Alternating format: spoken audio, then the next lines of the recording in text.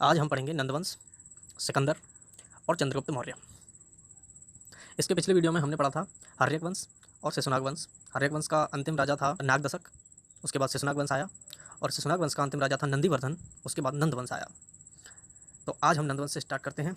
नंदवंश का संस्थापक महापद्मनंद था, और अंतिम शासक जो कि शक्तिशाली शासक था इस वंश का, उसका नाम था धनानंद।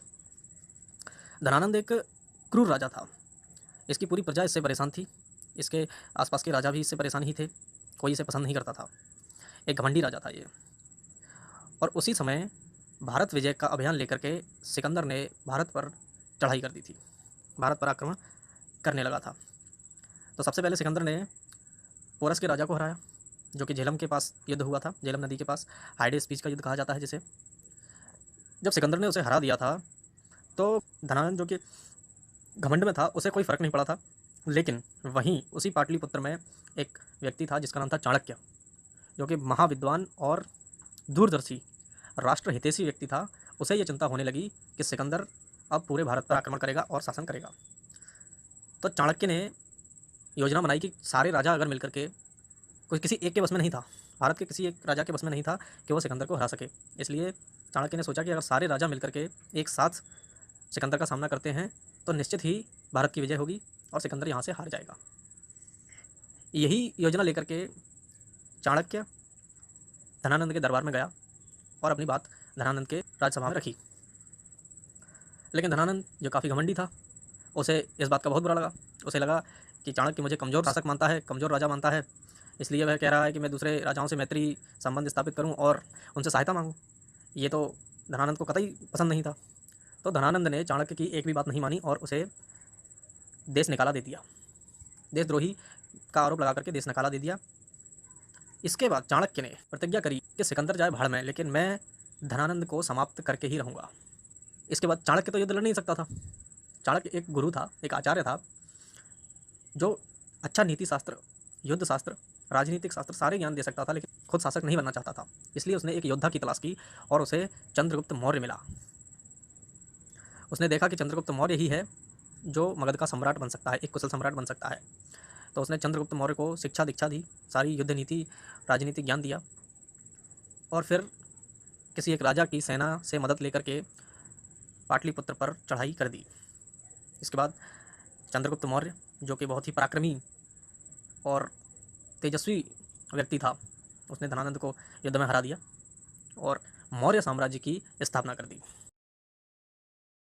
उधर सिकंदर जब भारत पर आक्रमण करने आ रहा था तो व्यास नदी से सामना हुआ, और व्यास नदी इतनी विशाल और गहरी थी कि सिकंदर की सेना ने व्यास नदी को पार करने से मना कर दिया। इसके बाद सिकंदर की सेना कुछ दिन वहाँ रुकी और वापस लौट गई। इसके बाद बेबीलोन में उसकी तबीयत खराब होने की वजह से सिकंदर की मृत्यु हो गई और सिकंदर का भारत विजय का सपना अधूरा रह गया। इधर चंद्रगुप्त मौर्य ने धनानंद को हरा करके मौर्य साम्राज्य की स्थापना कर दी और 322 ईसा पूर्व में गद्दी पर बैठ गया। अब हम शुरू करते हैं, एक एक से फैक्ट पढ़ लेते हैं सारे। सिकंदर, जिसका नाम अलेक्जेंडर भी था, इसके पिता का नाम फिलिप था, जो यूनान में मकदूनिया का राजा था। सिकंदर का जन्म 356 ईसा पूर्व में हुआ। गुरु अरस्तु थे सिकंदर के। भारत विजय अभियान शुरू किया था 326 ईसा पूर्व में। सबसे पहले भारत में सिकंदर और पोरस के बीच युद्ध हुआ झेलम नदी के किनारे, जिसे हाइडेस्पीच का युद्ध कहा गया। इसके बाद सेना ने व्यास नदी को पार करने से मना कर दिया था और 325 ईसा पूर्व में भारत से वापस लौटा था सिकंदर। सिकंदर की मृत्यु बेबीलोन में हो गई थी। इसका जल सेनापति था निर्यागस। बहु केफला इसके घोड़े का नाम था, और इतना प्रिय घोड़ा था कि इसके नाम से झेलम नदी के किनारे पर एक शहर भी सिकंदर ने बसाया, जिस शहर का नाम था बहु केफला। सेल्यूकस निकेटर, जो कि सेनापति था सिकंदर का, उसने बाद में सिकंदर का स्थान ले लिया और शासन किया। चंद्रगुप्त मौर्य, मौर्य साम्राज्य, यहाँ से शुरुआत होती है मौर्य साम्राज्य की, जिसका संस्थापक था चंद्रगुप्त मौर्य। जैन धर्म को मानता था। 345 ईसा पूर्व में चंद्रगुप्त मौर्य का जन्म हुआ, 322 ईसा पूर्व में गद्दी पर बैठा और 298 ईसा पूर्व में मृत्यु हो गई।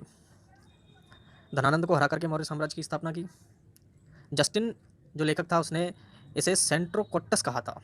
विलियम जोन्स ने चंद्रगुप्त मौर्य नाम से पहचान की, और विशाख दत्त ने लिखा है कि ये एक ब्रसल था, यानी एक गरीब कुल में पैदा हुआ था।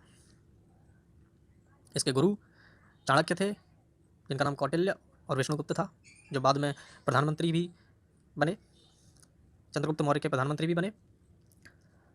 चंद्रगुप्त मौर्य का शासन समूचे भारत में इस प्रकार फैला हुआ था कि उत्तर में पूरा हिमालय श्रृंखला, पश्चिम में हिंदुकुश पर्वत तक, दक्षिण में मैसूर तक और पूर्व में बंगाल तक, बंगाल की खाड़ी तक चंद्रगुप्त मौर्य का शासन था।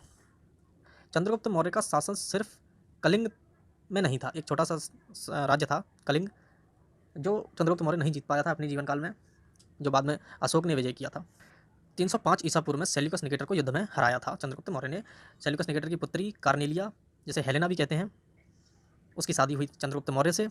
सेल्यूकस निकेटर ने चंद्रगुप्त मौर्य को उपहार में काबुल, कांधार, मकरान, हेरात ये 4 राज्य दिए थे, जिन पर पहले सेल्यूकस निकेटर का शासन था, फिर ये चंद्रगुप्त मौर्य को दे दिए।